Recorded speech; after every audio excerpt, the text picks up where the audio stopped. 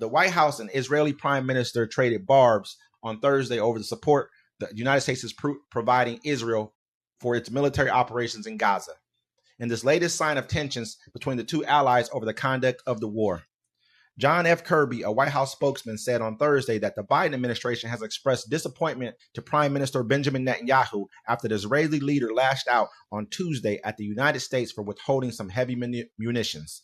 Mr. Kirby said that there is no other country that's done more or will continue to do more than the United States to help Israel defend itself, adding that Mr. Netanyahu's comments were deeply disappointing and certainly vexing to us. Netanyahu, to me, man, when he came out and said some pretty scathing things about America, and he did it on purpose. Like right now, he's in a situation right now, and he's in a hot seat within his own country. Yeah, you know, first thing you got the protesters Gantz, in the street getting sprayed with the water hoses. You got Gantz, who just left his war cabinet. Then they disbanded the whole war cabinet, like exactly had to, because he had the far right guys trying to come in and join the war cabinet. He knew he couldn't have them. They're already running you right now, because these are the people who are making you, not just making you want to do these things too, but having you go as far as you're going in Gaza.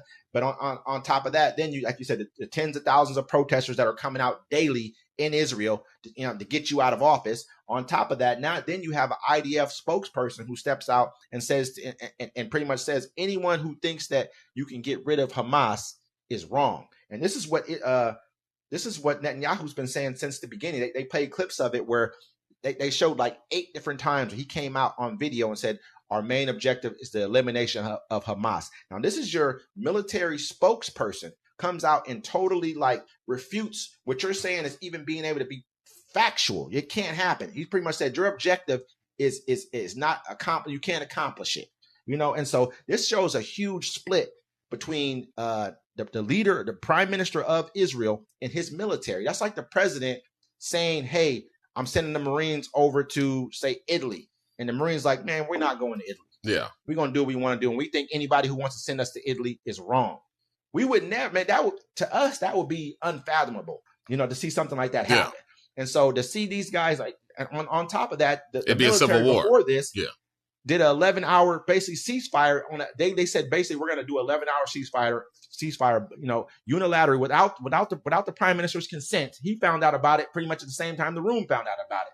We're going to do it on a daily basis for these streets right here, so we can get aid in. Basically, they know that what he's doing, he's a monster. I was about to say he's a monster, and at this point, they're like, look, either we do something to step in, or we're going to be held by the world court once all the pictures, the photos, and the word gets out.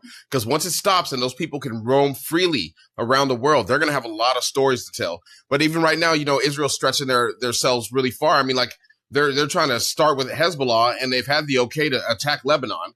That's what's going on right now. But then, Hezbollah's drones are out there screenshotting all the sensitive Israel positions, chemical, crazy. Oil storages, the entire crazy. Port. They said basically that this shows like a far advance, how far advanced that Hezbollah has come. But they couldn't have done this before. These were sensitive spots they didn't even know they knew about. And they're getting past the Iron Dome. Like, you know what? They basically said they have 150,000 rockets. Basically, they said that they have 10 times more rockets than what Hamas had. So they, and so these guys are like, like you said the other day, we're not just doing military to military bombing. We're bombing everything. Just like you guys do over in Gaza, we're bombing everything. We don't care. We're shooting rockets at civilian sites, at homes, at residential areas. Because everything. Israel's already done it to them. They already blew up an apartment building. I mean, in the middle of the night. In Lebanon. And if we think of Lebanon as a sovereign country, I understand, this is what I do understand, that Hezbollah runs southern Lebanon. So it's like us having a terrorist organization in, say, New Mexico or in Arizona, but a country's bombing us in California. Yeah, we're still going to be mad about it. But at the end of the day, you guys are allowing a terrorist organization to run the southern part of your country that basically borders my country. So you can't be mad if I'm bombing them. Get rid of them. Get rid of them. If you don't want them here, or if they're not supplying you with something, because they must be either giving you money or something, get rid of them. And so I don't really, that's kind of what I see with that situation. We need to really pay attention to the kind of divide that's happening between Netanyahu and his military, and also his cabinet at the same time. I think this is what's going to lead to an end to the war a lot quicker than anything else. Yeah. Speaking of wars, Pacific on the edge of war as Chinese naval forces seize military ship of the Philippines, a U.S. ally. Let me read the article here from you. The Pacific appears increasingly nearer to war as Chinese vessels encircled and boarded military resupply boats belonging to key American allies. Tensions erupted as the Chinese Coast Guard seized ships of the Philippines Navy resupply mission that was underway near the Second Thomas Shoal. The armed forces of the Philippines revealed pictures of the Monday's confrontation on social media posts calling the attack perverse, aggressive, and barbaric. So basically, they got up there with swords and they was trying to like sink the ship. Yeah, I guess they did some pretty bad damage. I guess they like 8 people were injured. One of them was severely injured. What it is that there's basically like a broke down ship that they did on purpose. I can't remember if it was during the 50s or 60s or something like that. The Philippines put it there as like a marker, a place marker in this part of the South China Sea, and so that basically they're saying it's their claim to this territory. And so what they did is turn it into a base almost. They have Filipino soldiers on this broke down ship. It's like rotten and decaying in the ocean. It's crazy. But they got like people who live on there as part of like an outpost. Yeah. And so what they have to do every now and then is bring them in supplies. And now China is starting to say, "No, this is ours."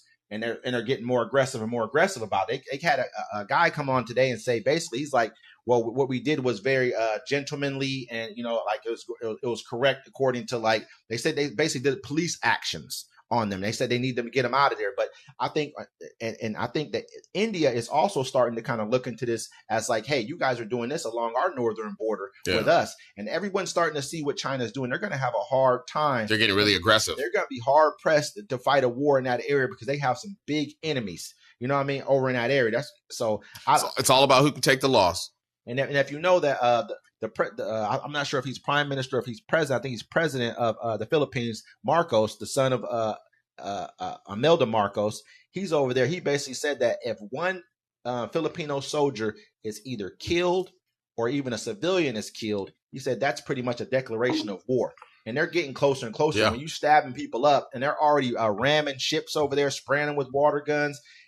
Man, that's another flashpoint right there. They're not going to back off that area anytime soon. Yeah, so it's looking like there's a lot of conflict. It's basically like you standing there and you just pumping your chest. Like everyone's in the line pumping their chest, waiting for that one person to throw that major blow.